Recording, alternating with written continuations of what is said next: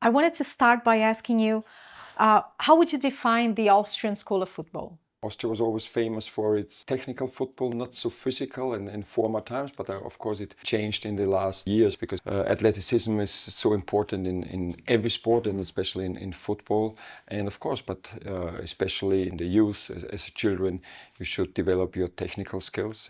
That's we call it the golden age of learning. It's of course it's a little bit affected, let's say, by Red Bull Salzburg. It was in the last 10 years the most successful team, with Ralf Rangnick arriving and Roger Schmidt as a manager. And then it was more about pressing. But I always, let's say, I want to divide. The one is the development. Yeah, and in development, it's more about technique and individual development. And of course, then in adult football, it's about performance. Yeah, of course, you need to win games, but it helps when you have good technical players, when you have players who understand the game. Going then just across the board to Germany, obviously you worked in both countries, and talking about Dortmund, that amazing season they had in 11-12. What was it about the pressing that worked well? Because it was the peak of their pressing that season, wasn't it? Sometimes you get an influence, you don't know why, but it was for me the end of my career. And let's say looking for my second career after retiring. Yes, Dortmund was impressive because they didn't have or it looked like the best individual players, but the best team. And then it's always, okay, why does this work so great? And I think, Jürgen Klopp was one of the first ones, and he was always talking about counter press. And yes, in Austria we were talking about counter press. And I was in my coaching program at that time after retiring. And they asked me to write a dissertation, how I see football, how I want to play. And I remember, and I wrote, I would like to play with like counter press, like Borussia Dortmund at that times. But I have no idea how to train it because it was new in Austria. We never talked about it. And so fortunately for me, then I became assistant coach of Roger Schmidt and Ralf Rangnick. And there I learned the tools, how you can train it, because you can't show them the players, you can't just talk about it, you have to train it. And it's a daily exercise, it's daily progress. And so, yes, this is how I started my career as a manager. So they played 4-2-3-1, but without the ball, they played like a 4-4-2. And I remember Klopp saying that it was because it made the running lines easier.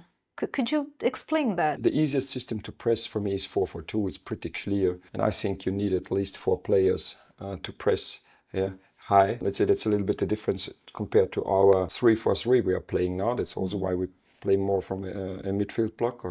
But when we press high, we usually press in a 4-4-2. And like how we do it, we just put one wing back high, we shift,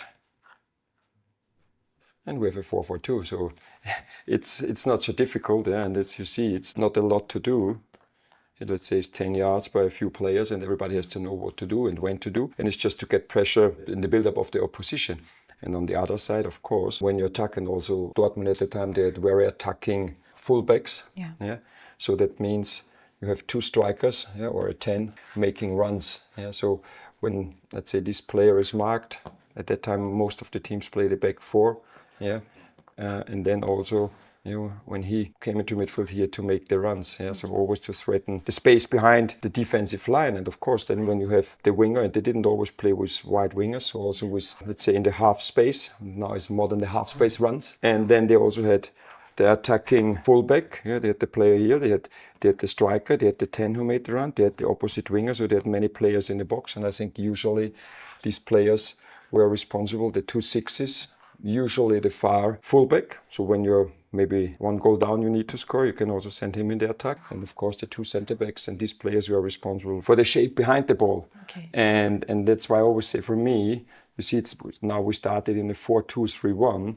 And when I say we are blue, in a 3-4-3 system, so when we attack, we also have the striker with our 2 10s. We have the wing backs high. We have the 2 6s. Let's see, that's how we start. So, and then when we attack from the right side with the wing back, it's clear we want the striker in the box, we want the 10 in the box. So we have the near 10 in the box. We have the far wing back. We have the 2 6s in the back 3. So see, it's the same. And when you watch us, if the opposition has 1 striker who stays up high, we ask one of our back 3 to step up high. and then with the same shape than here. Yeah. So for me, the system is not really relevant. It's more how you want your players to behave, how you want to attack the box, how you want to behave behind the ball, to organize the rest defense. So for us, it's how we are playing. We always want to have a +1 in the last line if you are playing man-to-man. So we always want to have this. And then we're always telling the players we have to control this area to not get a problem in this area. You organize your counter press during the time you're attacking, but you have to organize it behind the ball. And then when you lose it, of course, then it means from all the players to make pressure and the far side, of course, to recover. You just mentioned that you liked the 4-4-2, and I know a lot of people here obviously relate you with the back three, with the 3-5-2 or 3-4-3. Actually, do you think people sometimes they get too hung up on the initial shape? Like you just said, I really like a 4-4-2. It's all very fluid in the end. Exactly. Yeah. It's too much talk about the system, but I think it should be like this. That like say we coaches that we are, let's say, more pundits than the fan who watches the game, and then for him.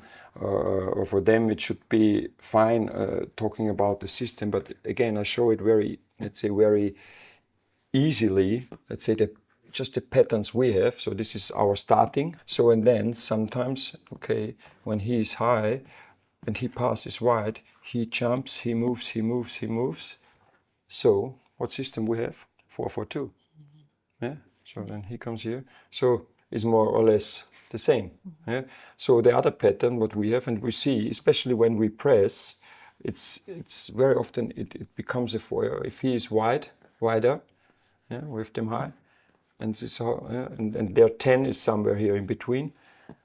We ask our center back to step into midfield. So now he has to drop. It's a 4-2-3-1. Yeah. So I could press. Stop during a game, and you will find, I think, more 4-4-2 or 4-2-3-1 shapes than in a 3-4-3 or 5-4-1. You've also mentioned Pep's Barcelona as one of your influences. So many managers mention this, but we don't necessarily relate you with possession-based football. What was it about that team? Was it because everything was really through the middle? They were breaking lines with that midfield? Yes, first of all, I think you can't copy the Barcelona team with Busquets, Iniesta and Xavi in midfield. Maybe one of the best football players in the last 20 years. But what I learned, especially from me, they played a 4-3-3. It was high and wide wingers. And of course, then Messi was the false 9 first time. Yeah. Always having triangles. Yeah. Here, let's see here, a diamond shape, diagonal and vertical play, not really square passes. Here the same. With the 8s, you have triangle here. You have a diamond shape here. You have a diamond shape here. You have a triangle here, and when he is high, you have a triangle here. Always triangles for diagonal and vertical play. And that's what I could see, many advantages. So first of all, when you pass diagonally, he can have an open body shape. So when you just pass, let's say, straight balls, usually the body shape is closed. Exactly then, that means it's easier to get pressure from him behind there. Whereas here you have an open body shape, you see him peripheral view, and then you can solve it with one touch. And if I think especially Iniesta, Xavi, this was just one touch football here, because they saw everything, what happens on the pitch. I think what we are doing then is the same with our midfielders. We have it very often the situation we pass here, and then they pass with one touch to the 10s. So diagonal, open body shape. Whereas the more we come into attack, the more vertical we want to play.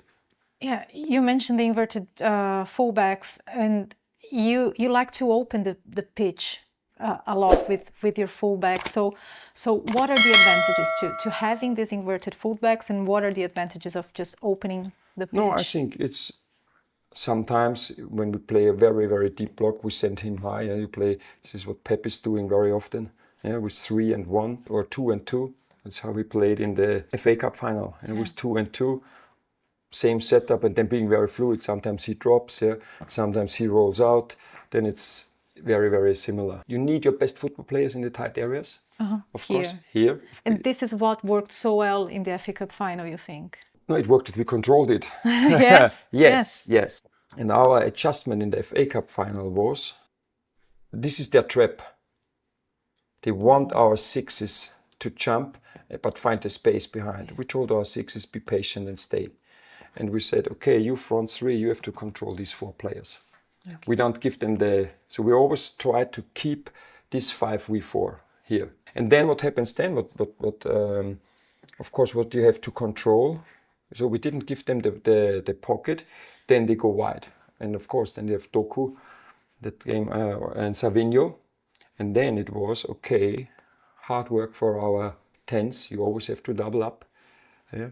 And what we know, what we can do well with our center backs, we can defend the box well. We can defend the crosses well. We couldn't avoid anything. So if you want to control the pocket, we have to give them the width. And we decided to give them the width. The 1v1 player, they had to double up. And if they cross, we have to defend the boxes. I think they had 25 crosses or something like this. Yeah. They had one big chance, to be fair, with Haaland first half. Yeah. But everything else we did really well. So this was the adjustment. Everybody knows what to do, having the confidence and the belief that we really can win every single game. So this is what happens, of course, on the pitch, in training pitch, but that's also, I think, creating a winning environment where everybody believes in it. And so that's at least, in my perspective, at least as important as the tactical shape.